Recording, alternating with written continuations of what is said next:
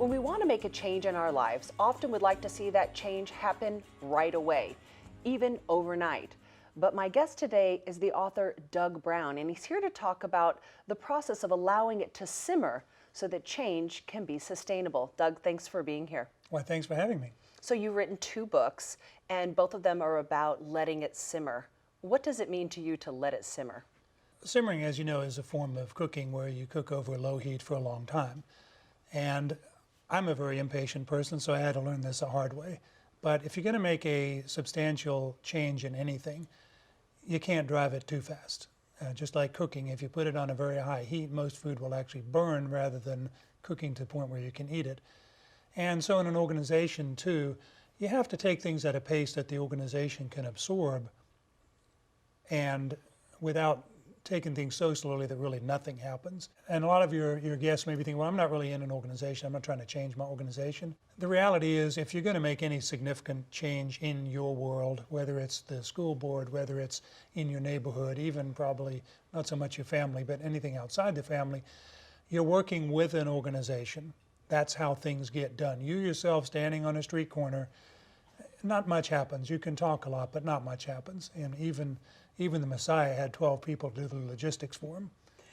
I think you raise a really important point, because all of us find ourselves on a volunteer organization, a charitable board, a school board, and we see an opportunity for change or something that needs to be implemented, and then it's like, it's frustrating. You know, we're meeting a brick wall, people aren't on board with us. How can we help get people to be on board with what we see is a good, solid change for our charity or organization?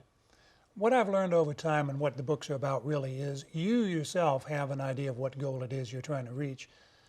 And it's not the grand strategic goals. It's just, I think things would be better if we did like this. That's not what people need to hear, because you're asking them to change something for something of yours.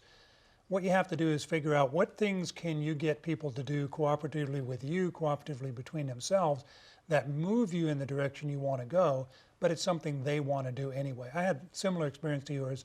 I was president of a Rotary Club. You know, they're all little local clubs, even though it's a great big organization.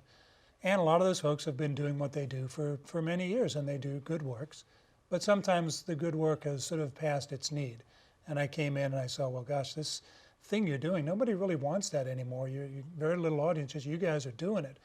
And I started trying to change that, and it was much the same thing. I discovered very quickly that suggesting that we stop doing that and do something else, that wasn't going anywhere. So we had to move it a bit at a time. Well, could we maybe start doing a little bit of this? Could you perhaps change the way you're doing what you're doing just a little bit to see if more people are interested in it, that kind of thing, and we got much better results that way. So tell me what's inside the simmer system. The simmer system consists basically of identifying some principles that you're going to follow regardless, keeping your eye on the far picture, and things that you're not going to compromise on. Everything else you're going to compromise on. Generally, the next part of it is to collect information, use things that are already in place. And the third part of it is to find collaborative exercises and activities that you and your colleagues can do that move you in the direction you need to go. Is this something that organizations and even small groups can use independently? Oh, absolutely. The smallest organization I've seen that doesn't have some sort of organizational challenges just because the number of people, the number of interactions. When you're down below about 50 people, everybody knows everybody else, everybody talks to each other. But when you get bigger than that, you end up with this whole organizational challenge that people are doing what they're doing, and that's what they do, and they don't worry too much about other people. And that's where the simmer system comes in handy to get them to start working together. Doug Brown, author of 2 books, Let It Simmer for organizations and Simmer Until Done for individuals. Thank you for being here. Thank you for having me.